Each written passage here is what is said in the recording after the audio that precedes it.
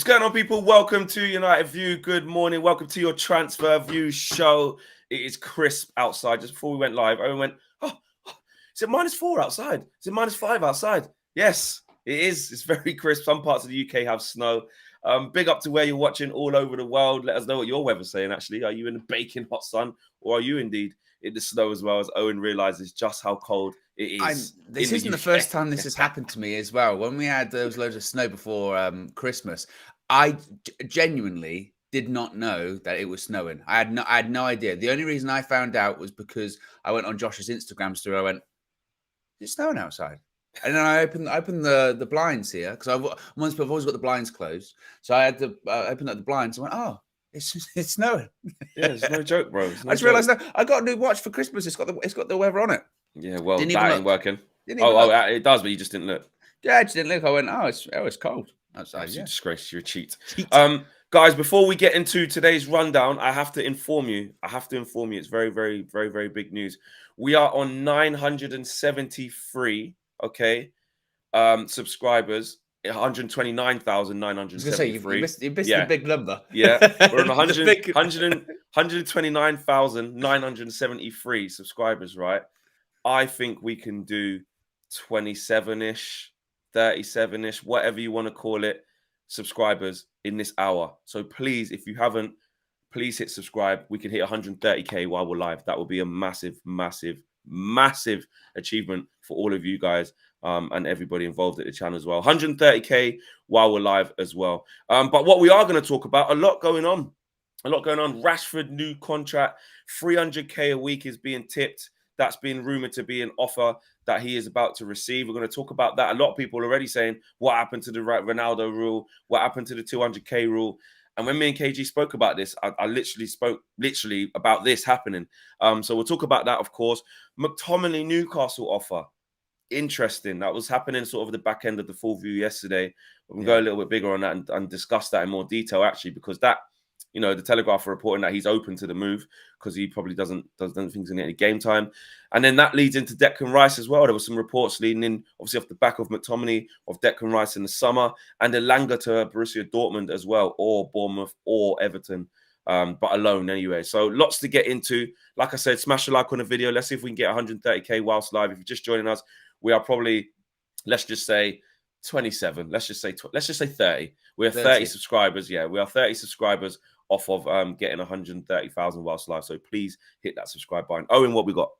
Marcus Rashford, that's what we've got. We've got long-term contracts in the future. Of course, he's having probably his best season ever at Manchester United, in red-hot form at the moment. But there are contract negotiations and discussions ongoing. And according to Fabrizio Romano, these long-term contract talks between Rashford and Manchester United have already been ongoing for weeks. Erik ten Hag wants him to stay at all costs, but we've got more details on the specifics of said contract. Now, Samuel Lutkers from the Manchester Evening News says that United are confident of tying down Marcus Rashford on a new contract as discussions continue over a renewal. When it comes to actual wages, though, Rashford is expected to receive an increase on his £200,000 per week salary at United, but United are reluctant to break the £300,000 per week barrier, so one player does not earn significantly more than others.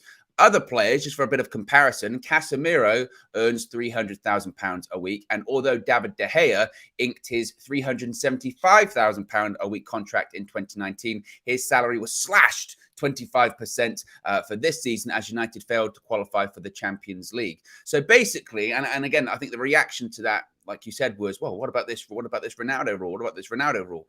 And this is why I think you were right in your assessment when you were talking to KG about it, is that if you implement, we are not going to give people contracts more than £200,000 a week. If you've got a player like Marcus Rashford on £200,000 a week, what can you do? You can't do anything. Marcus Rashford is not going to accept a new long-term contract on same terms at Manchester United because he will feel, justifiably so, with the form this season, that he probably is worth more and deserves a little bit more. Maybe it's not 300, maybe it's a little bit less. I don't know.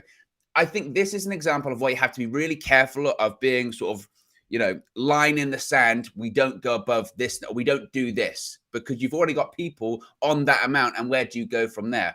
What are your thoughts? Actually, you can let us know in the chat. How much is Rashford worth? Like, what wage would you be comfortable giving? Let's just say it's going to be over 200 because he's on 200 right now. But is it more than Casemiro on 300? Get some options is it in the less? poll. Yeah. Get some options in the poll. Do like, I don't know, 225, 250, 275, 300. Something like that. And see, because it's a big thing what you say, man. Like as soon as that Ronaldo rule came out of the media, like me and KG spoke about it. KG said all in 100%. Yeah, we need to be doing that. And I was like, don't really add up to me. Like I understand that we have to absolutely address the wage structure at the football club. We have to address how much money we give players. And we need to avoid being in situations like we have been, where players that are surplus or players who are not good enough or players that go the wrong way are on massively long contracts with massively high wages. 100% agree with that. But this literally proves why you can't just go 200 or nothing. I think what I think that Ronaldo rule thing, that 200K cap, I think that was more, there was understandings from the media that Manchester United are addressing the wage structure, and they ideally don't want loads of people just, willy-nilly on 200 plus. But there wasn't this. I think that Ronaldo rule was just kind of accentuated because he just left, and we want to avoid anyone being on 600K. It's alliteration. You get Ronaldo into the headline. It's just a little bit, exactly. It's just a little bit of that, because also this thing of like, they want to avoid people being paid way more and stuff. Well, just think of a normal workplace. And this is just how it is. And especially within football, if you're talking about players, some players are way better than you, so they get way more money. Casemiro's on 300 grand a week now, I read. So let's just say he's on in and around that. Is anyone complaining? We're getting 300K's worth of service from him at the moment. He's playing like a 300K player. You know what I mean? Does anyone see Casemiro's performances and go, he's not worth it? Exactly. When you see that, I don't. When I see Casemiro play at the moment, I don't actually care, honestly, how much he's on, because he's playing well. That's all I care about. I feel like people only really start to talk about big wages is when people aren't performing. Because if people are performing, people go, "Wow, they're worth it." Same with transfer fees. Same with wages. Like if Anthony comes, like you say, Anthony, £80 million. It's like he's not doing absolutely amazing. He's doing okay. He's playing more like £50 million, which is what he should have been. Do you know what I mean? Which is what he should have been. So the money in football is what dictates a lot of our narrative and a lot of our opinions. And to some extent, it should, because obviously, if you're on the big bucks, you need to deliver. I understand that. If you're on big wages, if you're on a big contract, the pressure goes up, and it should do, especially at clubs like Man United. But at any club, you're an employer. If you worked in an office, if you worked on the building site or wherever, in school, wherever, if you get the pay rise, if you get the big bucks, if you're the head teacher or you're, head of learning, or you get the big roles, your responsibility goes up and your expectancy goes up. Doesn't mean that everyone can expect miracles from you and stuff that's just not human, but you are looked at in a different way. However, that also goes hand in hand with, well, you know what? You're getting the big bucks because you've got more responsibility on your shoulders. You're better than Elanga. You're better than Garnacho. You're better than Donny van de Beek. You're better than Pellistri.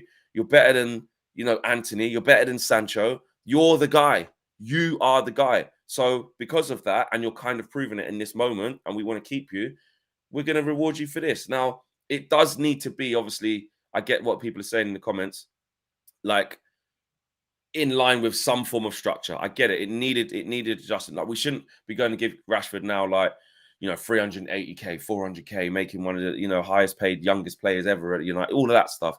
I get that. But this thing of like, you can't go over 200K and stuff like that.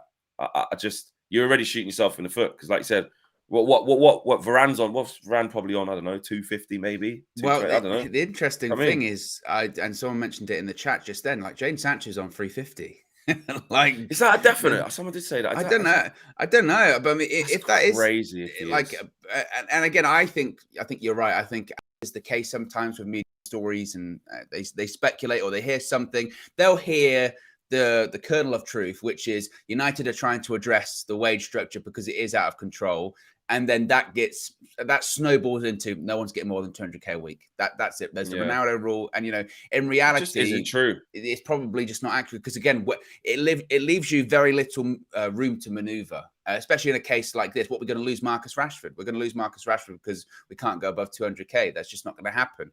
And again, Eric Ten Hag said in the initial story, they want to keep him at all costs. If they want to keep him at all costs, they're going to give him what it requires for him to stay at the club. Now, at the same time, I'm sure they don't want to give 350 or even higher than that, because again, that's just silly, and we've seen where that goes. But at the same time, if Marcus Rashford feels like he's earned 250k a week, then maybe that's fair.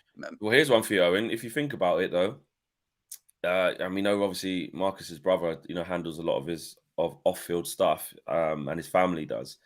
Well, if Jadon Sancho is on 350k a week, I'm telling you now, if I'm Rashford, because I don't care what we say about players are greedy or this, that, he should love the club and all that. It does go as simple as this. If Jadon Sancho's on 350k a week and he's not even here because his head's not right, and that's not me having a dig, that's just, let's just say the hard, cold facts. Yeah. I'm knocking on the door as Rashford's brother and I'm saying, Jadon Sancho's on 350k a week. That's all I'm saying. Yeah. I'm looking at them and I'm saying Jadon Sancho's on 350k a week. Now we can say, oh, it's Rashford having a purple patch.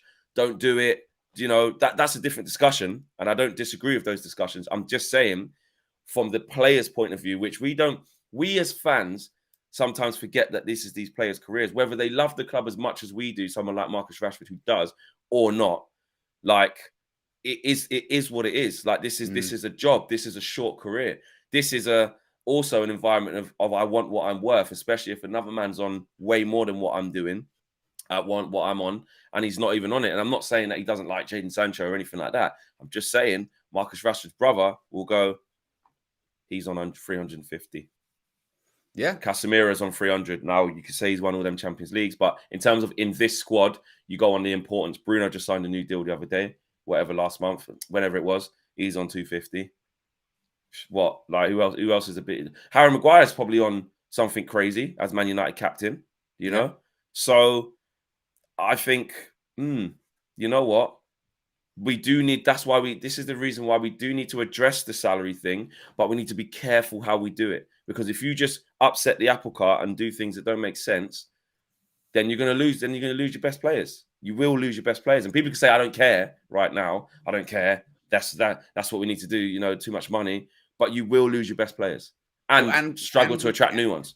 And we care more than we did at the beginning of the season when that initial sort of, rendezvous happened with Rashford's representatives in PSG earlier on in the season. Kenny made a great point last night on the Full View when he said people would have been okay if Rashford went to PSG at the start of the season. People would have gone, okay, like he was rubbish last season. We move on, new era, etc., etc.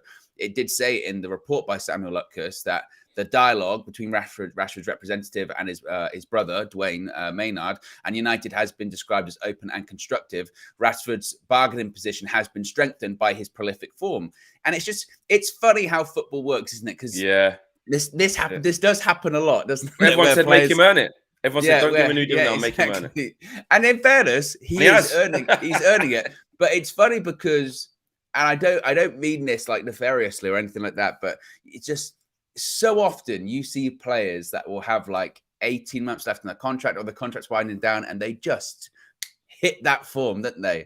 Whether it's Salah last year at Liverpool, hits the form. You know what I mean? Whether it's even, I remember Van Persie before he came to us, he had 12 months left on his Arsenal contract. He went through that season. He nearly scored the most goals in a calendar year. It just, I don't know what it is. Maybe sometimes, and this is why you need to be careful about the money you do give them on that new contract, is whether they're aware of it or not, intrinsically or externally, if they're aware of it or not, sometimes they need that little thing to sort of put that chip on their shoulder. Sometimes 100%. They need that. They need something to drive them.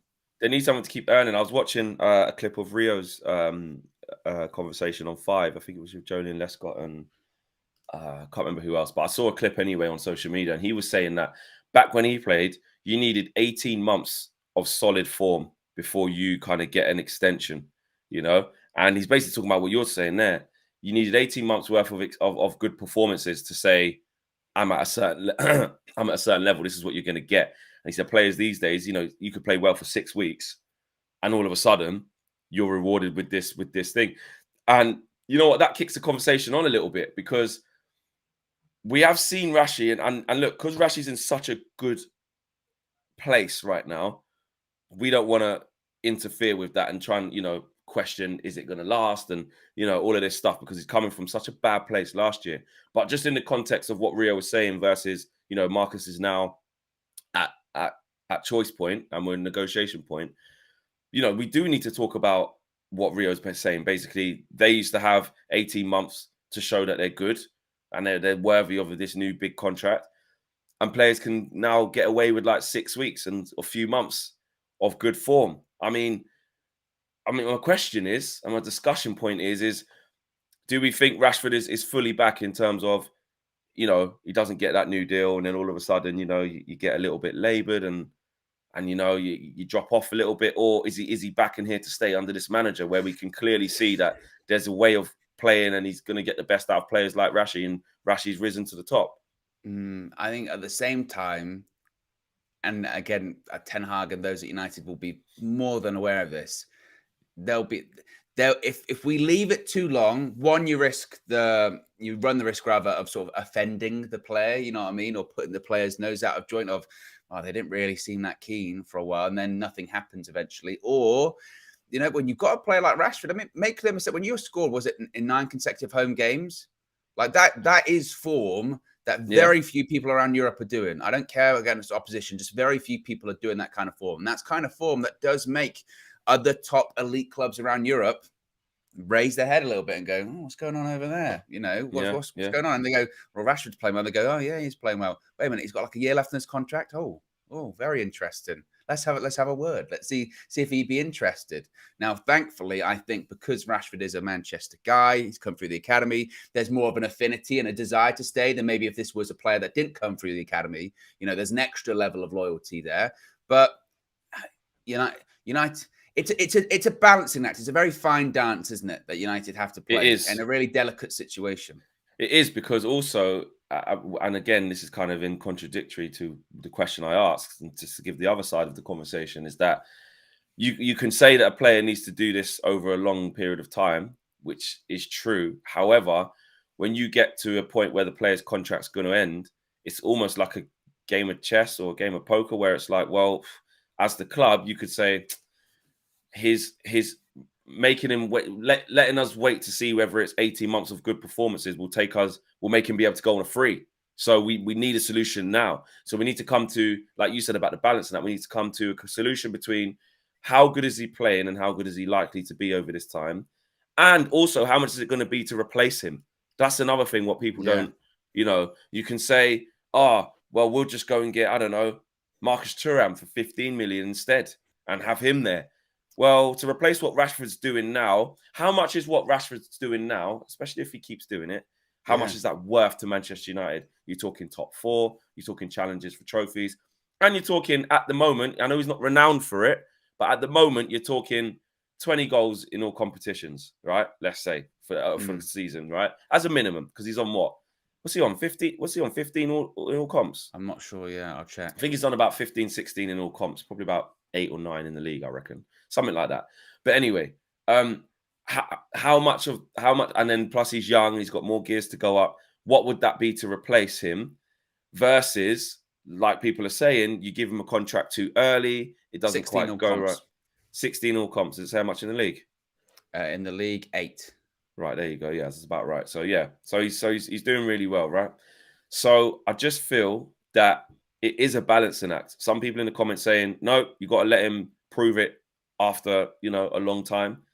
But then if you wait too long, he's going to go on a free, or he's going to be available for transfer, or he wants to just leave because he's like, well, I do want to stay here, but I'm not really getting the vibes that you have to show an element of belief in the player. Like Lil Yo-Yo says, he loves the club. So it is a massive, massive balance in that. And this is why these things don't get done too quickly, even if it's like the most Manchester United player there can be, which is probably Marcus Rashford. You don't just click your fingers on these big deals. And, Man United need to be certain that all of the conditions of the contract suit the club. And Marcus Rashford needs to be sure that all of the conditions suit his long-term aspects for his career. Like, I think Ten Hag said it a few weeks ago, didn't he? He said it's up to us to show Rashford why he should stay here, and then he has to make a decision. And that wasn't like oh shit, is he going to stay or not? That was just the hard facts of the manager saying, we want him to stay. Marcus Rashford is, there's no one like him when he's in this type of form. He can be like Mbappe in that moment on the pitch, bigging him up, and we can see what he's done with him. But at the same time, Marcus has to make a decision, isn't it? And also, you would say, to your point, okay, so let's say hypothetically the new deals don't get agreed and Rashford goes. Who on earth would we get in the summer that would do what Rashford is doing right now? Exactly. You can speculate And and you can how much? say, And how much? exactly. You could say, oh, buy, I don't know, Dembele, buy Yeah. Is Sane, he or buy even that Coman. even that you go, are they, I tell you what, are they scoring, 9 goals in a Not. row at home? And also, do they have the capability to play on the left, to play on the right, and also play as a striker? Because you see, even that you say those names, Dembele, whoever, do they Kingsley can Coman, they can't play Thuram. they can't play as number 9 the same way that Rashford can, I don't No, think. Thuram, no. you say maybe, but at the same time, this is a Thuram that Musiala. again, that's a jump from going from Borussia Mönchengladbach to Manchester United. Exactly. And it's Rashford's a just big man in the game. We forget how young he yeah. is and what he's actually, to play that many games for Man United at a young age. He is a big man in the game. He is. He is. Whether we, understand that or not, well, in my opinion, anyway, you don't play. He must have played what, over 200 games for Man United, easy. Over three. I don't know how much would he have played. How many appearances he I'll got? Have you check got the that. stats up I'll there? check. I'm gonna say he's played over 250 games for Man United. I'm gonna say. What are you saying? Ooh. I'm still typing. Give me time. I'm not going to keep typing. I'm still typing it in, Fleck. I thought he was on the same page as where you had the goals in that from. Someone's gonna find it quicker than you on the Well, he in the got comments. He got in April of last year. He hit 300 appearances, so he's way Bloody over. hell. Oh, 329. 329. Right. He's played 329 times for Man United and he's what, 24? 25. 25.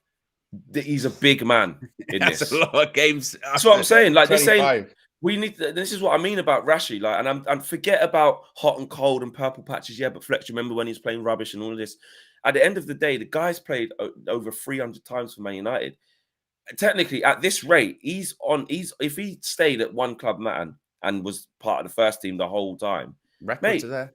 he could be up there. He could be up there in the top 5 with Neville, with Charlton, with Giggs. Obviously, Giggs is like, Giggs' record. That's the pinnacle. Yeah. No one's probably going to break. That's like 900 something. But yeah, it's ridiculous. Scholes, he can be in esteemed company. Do you know what I'm Yeah. saying? He can be in top company as an academy graduate as well, like the likes of Giggs, like the likes of Scholes, like the likes of Neville. Do you know what I'm saying? So in an era where the one club player doesn't really exist anymore. Very, very, very, very rarely. And most of the time, the one club people, they're people that came from that era of being one club people. The people like the Mark Nobles that just retired last season. It's that kind of thing. It's very, very rare. And he might be like, I want to be part of that ilk. In the same way that those one club people like Neville, like Scholes, like Giggs, etc. They're all revered because they only play for one club. The differences between them and say Rashford is you got to achieve a lot, you got to win things. But maybe that's what you're coming into now. Maybe that's what he thinks. He goes, this next 5 years is the time that I'm going to do it. Well, you don't want to take the pressure all the way off the player because a lot of things to do with bad form and stuff like that and not playing well, you have to take responsibility for. But I think it's a fair statement to say it looks like we finally have a manager who understands a player like Rashford. I think I can keep saying the top of Rashford's Ten Hag's list when he first came here was get that young man firing. He is a player. He is a player. And I know I can unlock him. I can hide some of his weaknesses that he does have so we don't see him that often. But I tell you what I can do. I can also extenuate his positive attributes so that we see those more often. And that's actually what's happening with Marcus Rashford and just put an arm around him and get the kid being confident. Do you know what I mean? So, yeah, I think obviously I would love him to stay. I think under this manager, this is why I didn't want to sell him in the summer. I wasn't in the camp of selling him in the summer. However, I did say anyone can get it. If Erik ten Hag came in and said he's not for me, I want to go in this direction, then I wouldn't have been like, that's a disgrace. However, my gut feeling was give Rashford one more year, man. He did just the opposite as well, didn't he? He did just the opposite. 100%. I think back to that. Obviously, Ten Hag had his first press conference at Carrington, but his first press conference on tour, you were there. It was in Thailand. Who was the player alongside him in that one? Yeah, exactly. Just before we move on, the poll: how much should Rashford's contract be? 225k, 24%. 250k is out in the lead with 38%. 275 at 19%, and 300k at 20%. So Yeah, 250k seems to be about the sweet spot for Marcus Rashford's Can I just contract. say as well, Flex? Can I just say that because we've got over 1,100 people watching, hopefully more file in, and we said at the beginning of the show that we were on the road to 130k at the time. What was it? 30? It was 30. Yeah, we were 30 away. As of right now, we are 17. Yes, 17 away. Come on, guys, we could do it. Smash a like on that video. Nearly halfway through the show, and we're nearly halfway through the target. We can do it. 100%. 130k whilst live. That's what we want to do. We're on 129,983. So, like Owen said, hit subscribe, and hit like as well. Don't forget that. Don't be a disgrace and cheat. Yes. Next up, McTominay. This was interesting. The McTominay news that kind of came out yesterday. What we got? Well, you say that, but it might be good to get to the memberships and super chats first, would it not? That would be absolutely amazing to do, actually, because we have not done that. Dabble is the latest member of the UV Members Club, actually. Big up to Dabble. And I just about heard Josh saying disgrace, but it was all over. He sounded like a Dalek, yeah. VK, who's one of our longest serving members, man. Big up to VK. He's been a member for 7 months. He is an OG. He says, smash that like for UV and dynamic duo of Flex and Owen. Like Man United, this channel is on its way up. 100%. And Cazales says, United should devise a point system based on career achievements when handing out contracts. Well, that'd be complicated, isn't it? Wow. Could you do this? Could you, if you've achieved that in somewhere else, if you've achieved this, very corporate world, doesn't it? Now we want to give you a raise, but let's have a look at the point system. What have you? Where's your KPIs, mate? Where's your KPIs? KPIs, yeah. Let's have a look at this. Oh, I'm not sure. You're just 1 point shy of the raise this year. Sorry, That'd be insane. VK says football contract is made up of base salary, cost of living, image rights, and performance plus appearance bonus. I will sell Marcus or anyone if they can't accept the wage structure. It's a business after all. Strong from VK there. Daniel Luciano. I'm always used to see Daniel Luciano in the chat as well. Big up to you. You're both great. Thanks for waking me up with quality. You are welcome, my friend. Big up to you. And Hez and Eli, thank you for the contribution. No super chat there. No words there, but just a contribution from Hez and Eli. So thank you very much to you. McTominay.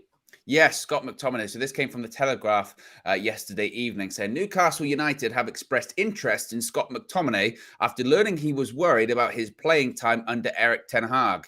Newcastle will make an offer if United are open for a sale. The player is said to be open to a transfer. McTominay is widely liked by Newcastle's management team, and the North East club will bid if they're offered any encouragement from Old Trafford to do so. Now, what's interesting about this, Flex, is that a few days... Sorry, it's 10 away now. It's 10 away. Sorry, I got excited. Sorry. 10 away. It was really dramatic, that one. I thought so had gone because you know what? On the live count, sometimes when you ain't been on it for a bit, you click... You know when you ain't been on it for a bit, and then you click back on it, it goes like that. It goes fast.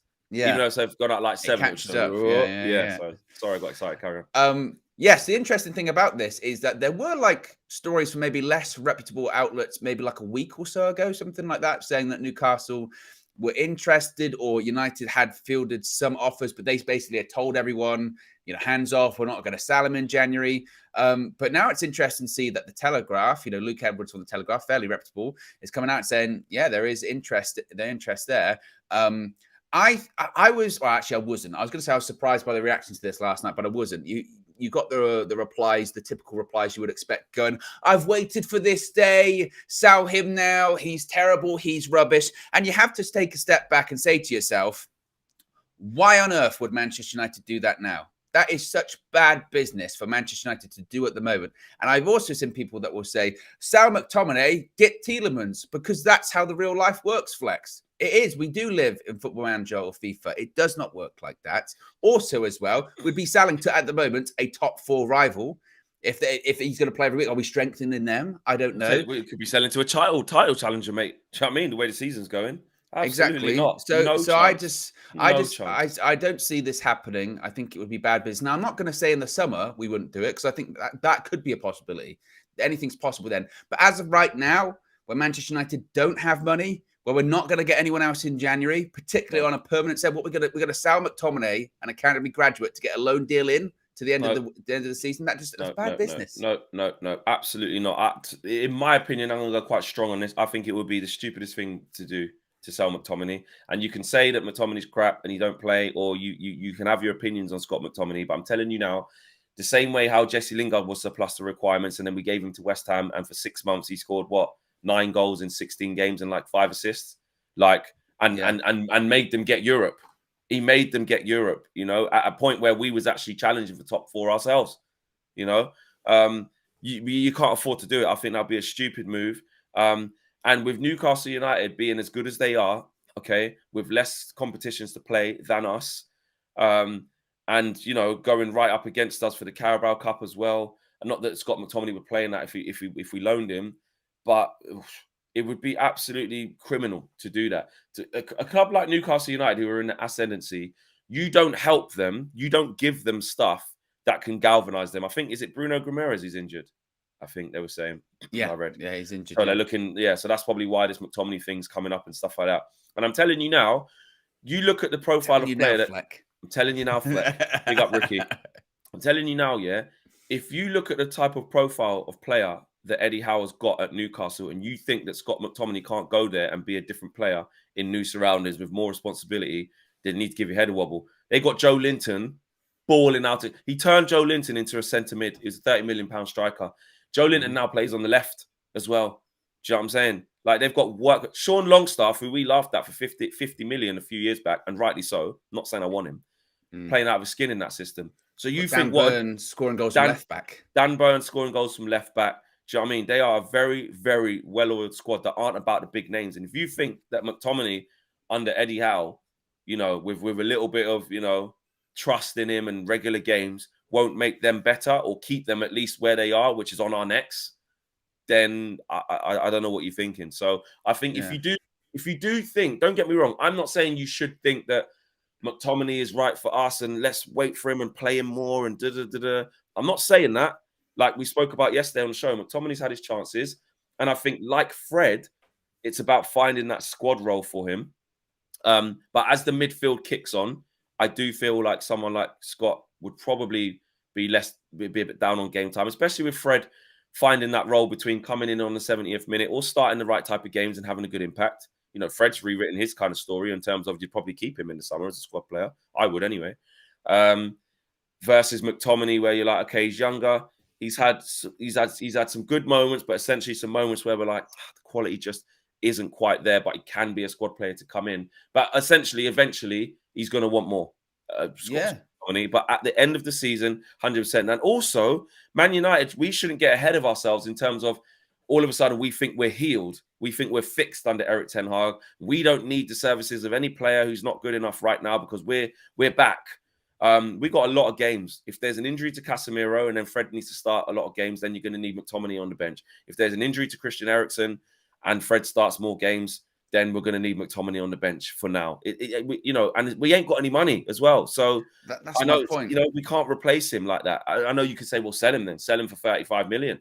Then we can use that money to go and get extra. But like you said, it just doesn't work like that. And I think for where we are right now, we'll talk about Elanga in a minute with an outgoing. But I think where we are right now, nothing significant. McTominay can still play a role, even if it's making sure Newcastle don't get any better. He can play that role. Do you know what I mean? Just no. Yeah, I think, I'm not saying I'm opposed to Scott McTominay leaving. Clearly not. I'm opposed to Scott McTominay leaving now, because if we're working with the assumption that we're not going to do any business for the remainder of January because we're not, then why would we sell a player knowing we're not going to get anyone or anything? And we're going to get money in return. Great. But at the same time, 64% are saying sell him now. But again, when it comes to, does that say now?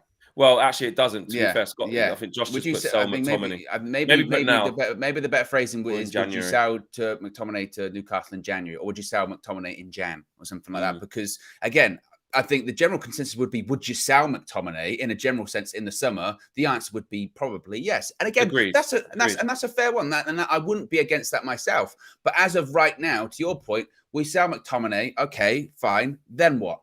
Then what happens? Like you said, if Casemiro gets injured or gets booked and he's suspended, what happens with Eriksen? What happens when we've still got all of these games that are still coming and Newcastle get better?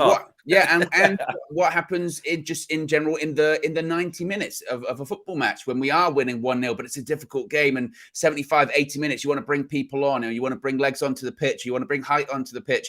What are we going to do then? And if you start saying to me, wow, let's look at the academy, let's not even go there. Because again, we're not thinking rationally there. For all of his faults, and there are several, he does have experience at United.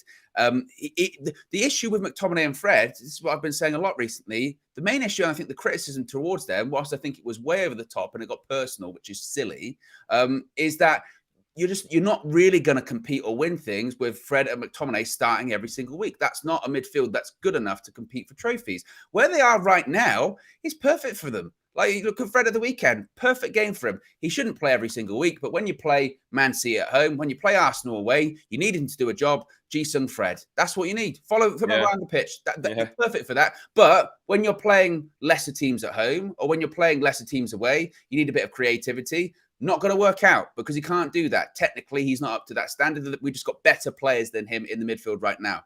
But when you need him for those games, which it's not really won by quality, it's won through grit, determination, and discipline, i.e. following Kevin De Bruyne around the pitch, perfect for that. And I would argue, maybe to a lesser, not as effective as Fred was at the weekend, but if Fred wasn't available, I think probably McTominay would have played and done that role on De Bruyne then. That's their role. That's their role. And again, I'm fine to sell McTominay in the summer as long as we replace him with another body, because we still do have, for all intents and purposes, a pretty small squad in comparison to what we had a year ago. We got rid of a lot of dead wood, and people might say McTominay's part of that. But at the same time, right now, this is where, again, I think agendas become illogical because people will just not like McTominay. And they'll go, sell him, get rid of him. And you go, okay, then what? And they don't have an answer. They go, but we got rid of McTominay. You go, okay, what are we going to do? Nothing, because we can't buy anyone.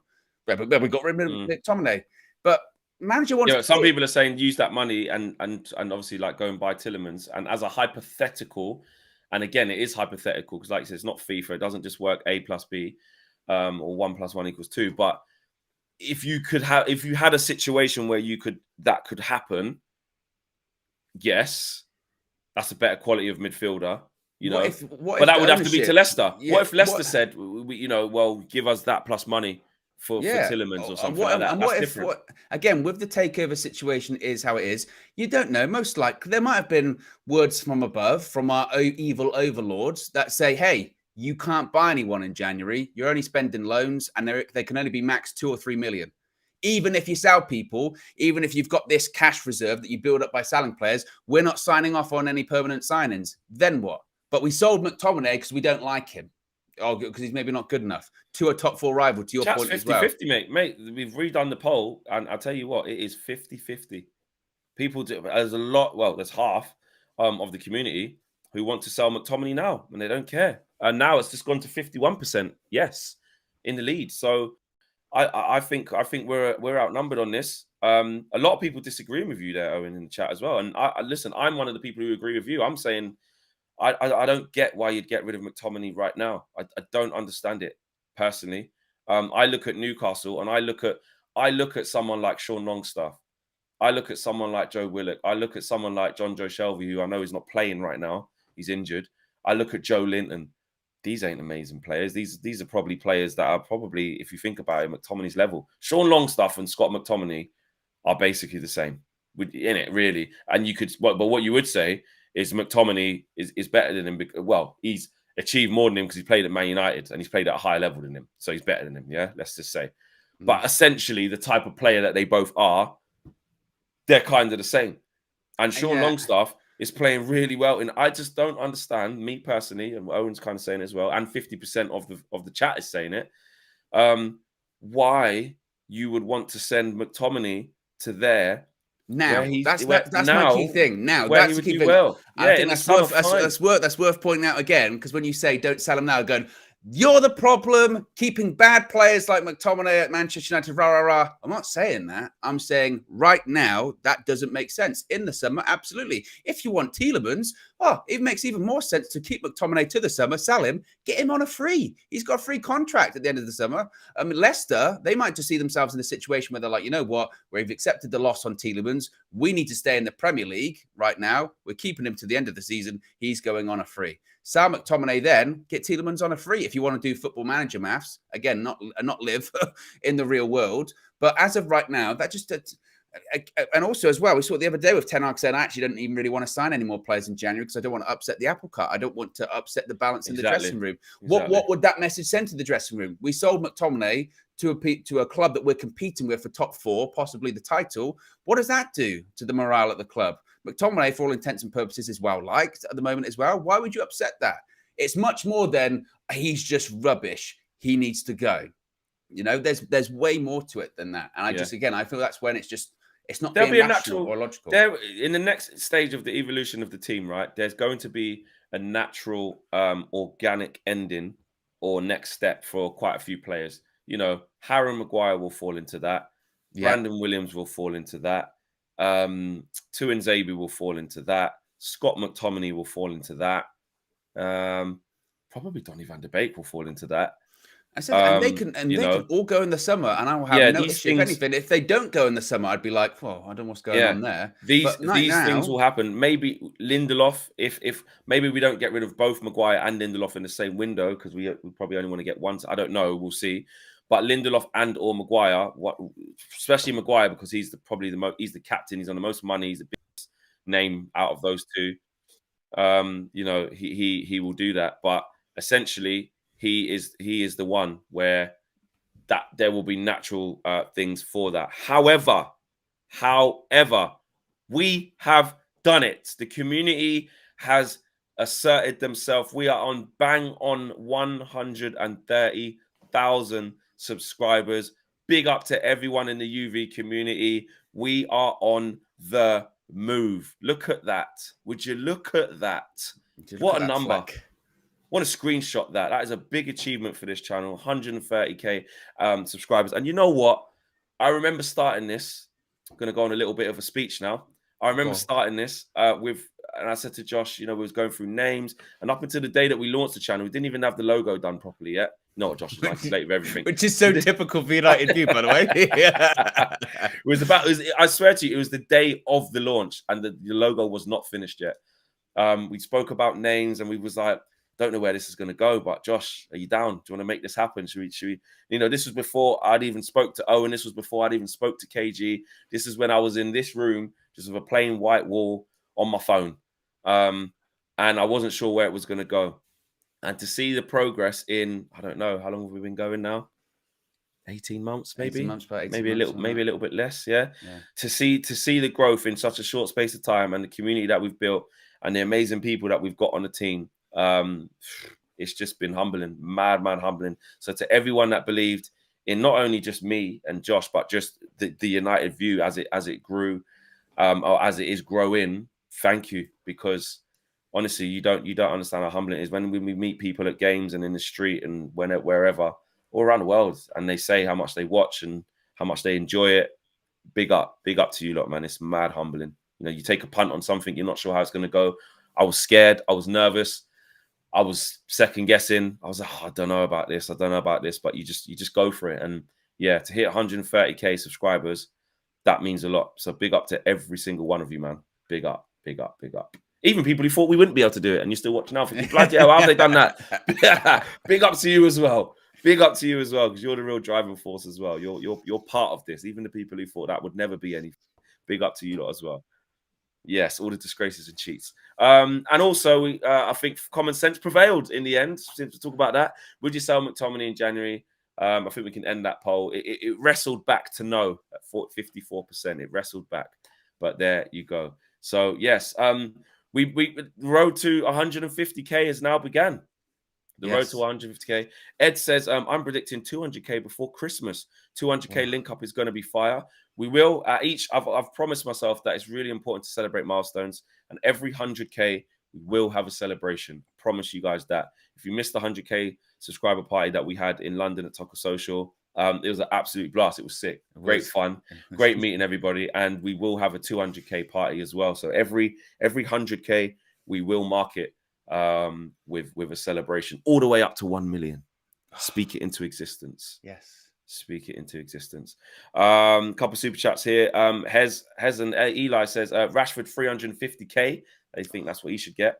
Shalil Patel, another member for 7 months, one of the originals, says, guys, we need to calm down. We can't sell him to Newcastle or anyone else because we will be the same people complaining about squad depth. Our squad is paper thin. And Aminor says, Flex, love the full view. Kenny over Ricky from United stand. Loads of, listen, don't need to compare them. Kenny is Kenny. I get it because they're kind of older fans. Ricky's a legend, man. I remember getting Ricky into this space. I found Ricky at Wolves. And he had a lot to say actually about Marcus Rashford. Ricky said to me that Marcus Rashford should be playing for Birmingham City that day. He said, I'm telling you now, Fleck, he's championship level, Fleck. That's what he said. And now I saw the other day, he said he was sorry about Wan-Bissaka. So things do change. Mata and Matic has gone. But long live the legend, Ricky. A lot of love and respect for Ricky. But Kenny is his own man. Uncle Kenny. Kenny G. You guys really loved him yesterday. We really loved him. And it's just great to have that type of fan dynamic with the group as well. I feel like he's our grandpa, just leading us along the way. You know, someone even wrote in the chat yesterday, can you read me a bedtime story?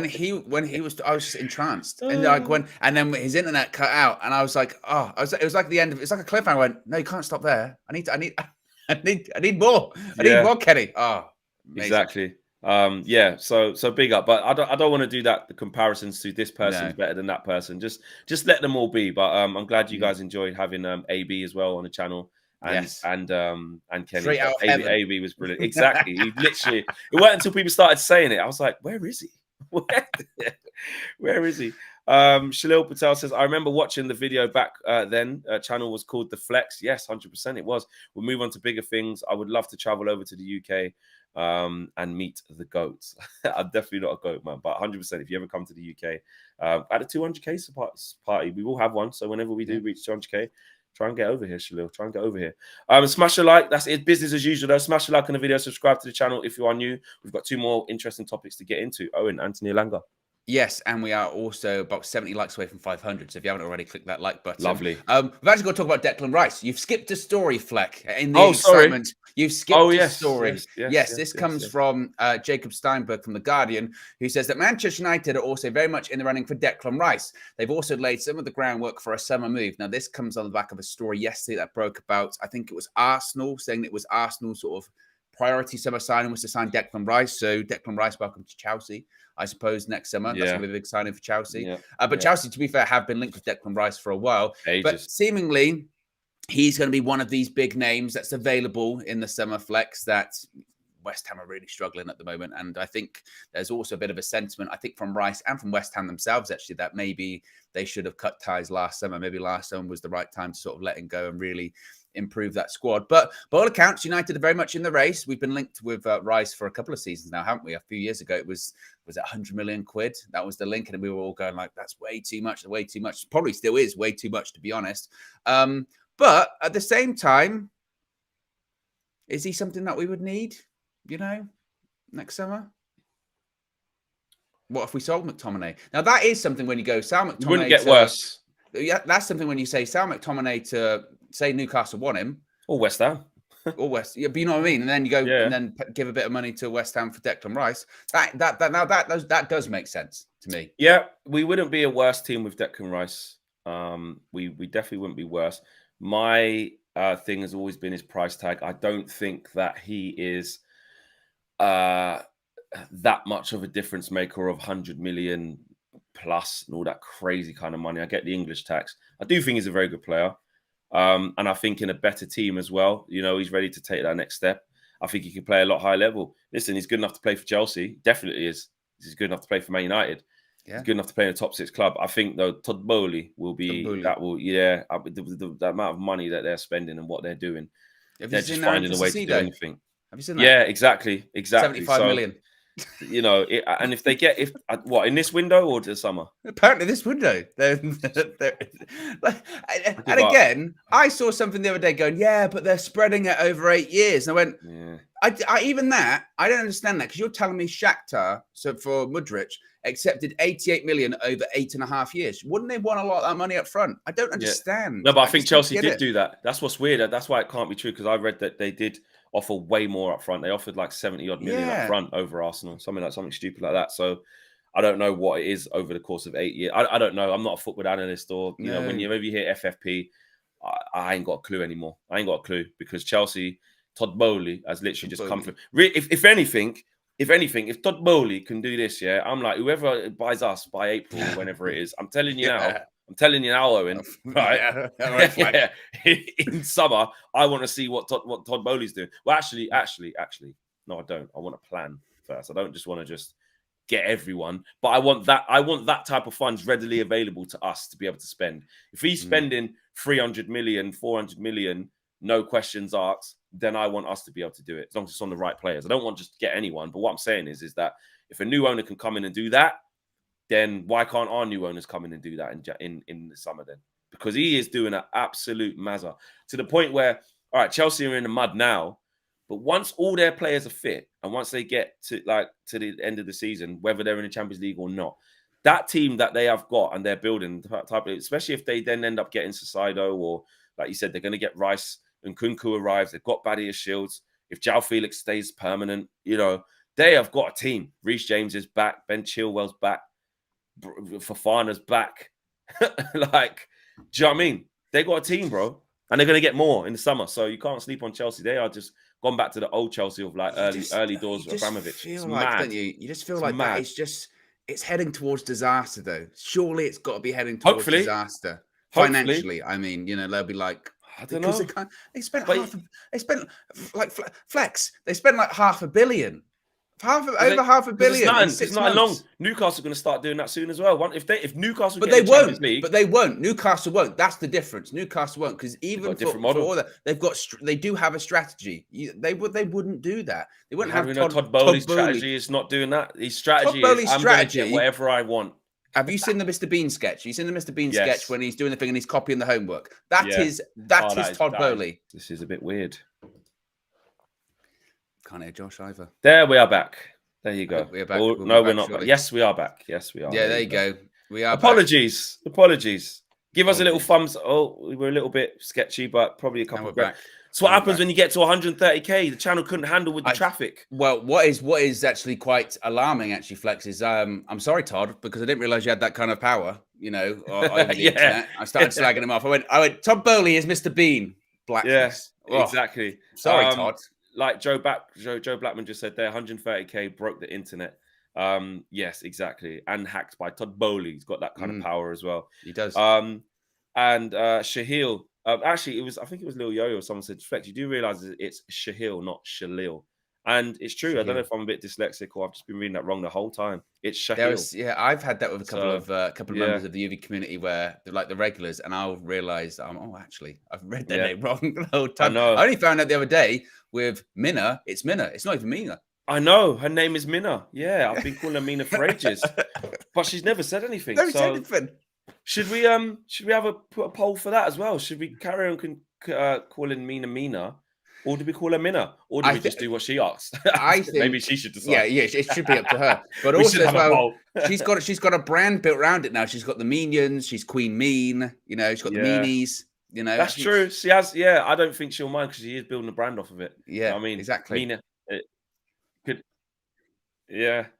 True. Exactly. But Shahil says, I remember watching. Oh no, I read that already. And Kenny Baxter. Is that Kenny? I think that might be Kenny. That is Kenny. I think that is actually Kenny. Yes, it is indeed Kenny. Big up to Kenny watching in the morning as well. Yeah. And he said, Ricky's my fan channel hero as well. Look at that. Look at that. What a great guy. Love that. And Shahil with the super chat says, Flex, bro, no worries. Been called all sorts at uni. Oh, bloody hell. I hope people ain't been calling you mad names, bro. Big up, man. But yeah, I will definitely make sure I get your name right, Shahil. You've always been a part of the community as well. Always see you in here all the time as well. But yeah, big up to Kenny, by the way. Got his YouTube account there. That is the official Kenny. Yeah. And Kenny will be back as well next Monday on the full view as well. Yes. So big up to Kenny. Yeah, actually, Mina's name's Amina. It's actually it is. So, but anyway, Mina, there's all the Mina emojis. Yeah. Smash the like on the video. Subscribe to the channel for you. We've got last 5 minutes left, but just off the back of the Declan Rice thing to finish off before we get to Anthony Elanga. My closing statement is, I wouldn't be opposed to it he would improve our midfield. He would give us more legs. He would help us get more control over games. My thing is the price, which I think is always going to be astronomical, which is why I think there's better value elsewhere instead of spending 100 million plus on Declan Rice. But if he did arrive here under some form of circumstances that weren't that bad, I would take him. Owen, what's your thing on Declan Rice? Yeah, I'll absolutely take him. And Eric Ten Hag, of course, as long as it wasn't super inflated. I feel like the buyers' position's been, the leverage has moved in their favor because West Ham aren't doing as well now, and they would need to refresh. So absolutely, I'd take him. Why not? Yes, there you go. And just to let you guys know, we hit 130k whilst live, and we're now on 130k and 14. So let's see what we can do in the next 5 minutes. Anthony Elanga. Yes, so Elanga, Anthony, my son. Anthony, my exactly. son. Sirens as well. Yes, for Richard Romano said that Borussia Dortmund have explored the conditions of a loan deal to sign Anthony Elanga from Manchester United. It's concrete. Understand player side would be open to a Bundesliga move. Everton are also interested. Decision up to Man United. Where would you like to see him go, Flex, if he were to go? I think Dortmund's a wicked move for him. That's quite a good one, actually. Are they still in Europe or did they go out? I think they went out, didn't they? Oh, I'll check. Yeah. But you look at the development of players that go there, of young players that go there, especially from this country. I know he's from Sweden, but in terms of, he's grown up here a lot of his time as well. For him to go to a different country, I know he speaks quite a couple languages. I think Dortmund would be a really good move for him. They're through, so they're in the Champions League. Can he play in it if he's playing in the Europa League? I don't know how that works. I think so, because it's different competition. Because remember, Aubameyang, I think, played. Oh yeah, he did. He played with Barcelona and then came Chelsea and still played, didn't he? I think that'll be a good move for Elanga. I think. Well, I'm not surprised to hear someone like Romano say the player side would be keen. I think if you're looking at his chances at Manchester United now, I think he's down the pecking order, but also when he has been given a couple of chances, he's just looked a little bit off it. I think his confidence is probably down a little bit. Not just confidence, just match rhythm. He was playing a lot of games last year when he probably didn't expect to. And there was a lot of times where we needed him last year because we were so bad. And obviously the season still ended badly, but he was one of the emergencies, one of the ray of lights from last year. And we kind of had that feeling, though, that once everybody was fit and firing again, that, it'd be more difficult for him to get minutes, which is what's happened. Plus, with the arrival of Anthony, plus with the emergence of Garnacho, those players are obviously all ahead of him. Plus, Sancho to come back, he's going to be ahead of him. And you could even argue Palestri, you could go in a different direction there. So we talk about how we don't want to let Scott McTominay go, and that would be stupid. There's only a couple of players in the squad that you could loan out that we would be all right with. And I think Anthony Elanga to say Dortmund, or if it was Everton or Bournemouth or something like that, because I know they've been tipped as well. I think any loan move for Anthony Elanga, unless it was Newcastle, would be good. Would be good. No, I agree. I think Dortmund would be a great move for him. I think that'd be fantastic. They know how to take care of young players as well. So I think that would be good move for him. And then if he goes out on loan, you'd say Facundo Palestri might work his way into the United side or United squad more often. I'm not opposed to it whatsoever. I think that'd be a good move for him. I think he'd bite their hand off as well. And I'm not being disrespectful to Anthony Elanga. You guys know he's my son. I like him a lot. And he's Anthony, and he's a really nice kid. But you have to be honest in terms of, where the level of the team is at the moment. But going to somewhere like Dortmund for him that's brilliant. Brilliant. There's people sort of saying, maybe goes to Everton, whoever, like joint bottom of the table. Some people saying Championship to go to Dortmund. Brilliant move. 100%. I think he should definitely take that if that's on the cards for him. So yeah, there you go. What a show! What a great show! More content for your head tops coming out, guys. We've got the Flex and KG show at 6 p.m. We've got the Crystal Palace preview coming out this afternoon as well. So 2 more videos for you today. That was 3 videos yesterday, 3 videos today. We are in our groove. We are in our bag. We've got some exciting new shows coming your way as well, which I can't wait for you guys to see. You lot are really going to enjoy those. And tomorrow is match day as well. So yes, we'll be there. Someone said in the community, will I be at Crystal Palace? I will be at Crystal Palace. I will be there. So if you are there and you want to come have your say, we'll be outside the away end. Make sure you come over. Win, lose, or draw. Come have your say if you would like to. And yeah, there you go, guys. Have a great day. Have a great morning. Smash a like on the video. Subscribe to the channel if you are new. If you want to join the membership, you can do. Links in the video description below. We are out of here. Good morning. Peace.